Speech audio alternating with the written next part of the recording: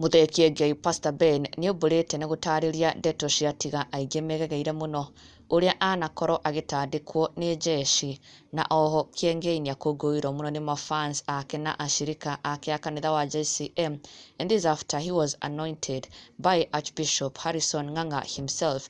Ndeto Kiengei mwenyewe nĩ ũrakorirwo akĩrekereria kũrĩa nenda-inĩ yake ya ũkinyanĩria, onake ahotetwo mũno na agĩtigwo anyihĩte mũno nĩ gĩko gĩkĩ kĩa mwanya kũrĩ mũndũ atambũrĩte na gũtarĩria atĩ he is like a father to him.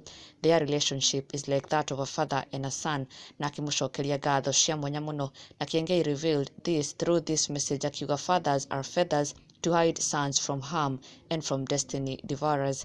Thank you so much, Archbishop Harrison K. Ng'ang'a and Reverend Lucy Harrison, for accepting to walk with us. Your wise counsel and discipline has seen us make moves that will change the world's perspective and perception towards the true gospel of Jesus Christ. The JCM Church family honor you with a lot of humility for equipping us for the kingdom assignment.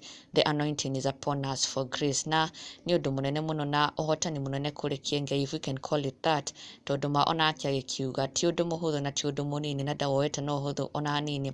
It is a big blessing upon him and his ministry na kanitha wake wa JCM at large, na kwoguo congratulations are very much in order.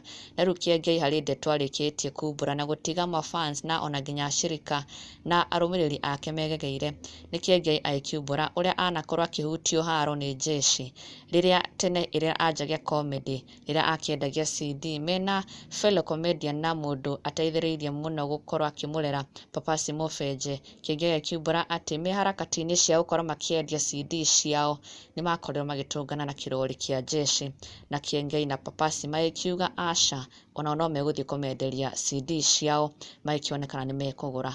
And so Papasi Mũbenje agĩkorwo akĩũmĩrĩria Kiengei mũno. Kiengei nĩombũrĩte atĩ Papasi is one person who will always encourage you to keep going na ndũkanagũagũe, na kwoguo Kiengei went na akĩingĩra kĩrori-inĩ kĩa Jeshi na gũkorwo akĩgeria kũmenderia CD.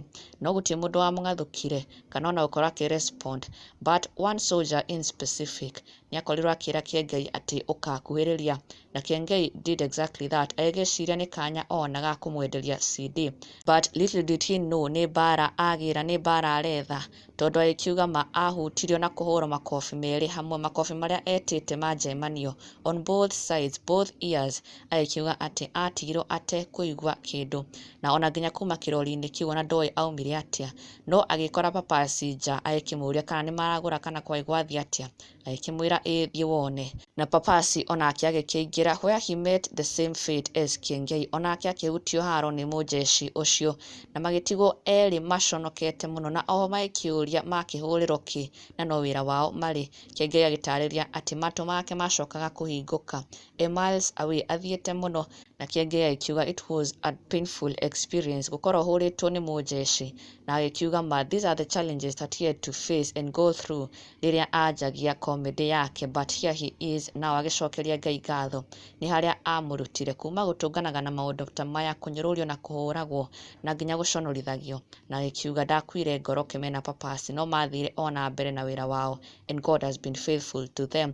Karũgano gachallengeĩte aingĩ mũno na aingĩ magĩkiuga nĩ kamakenia, na oho magĩkiuria was it really a true story, na agĩkorwo nĩ mapole kwake, but indeed God has been faithful to him.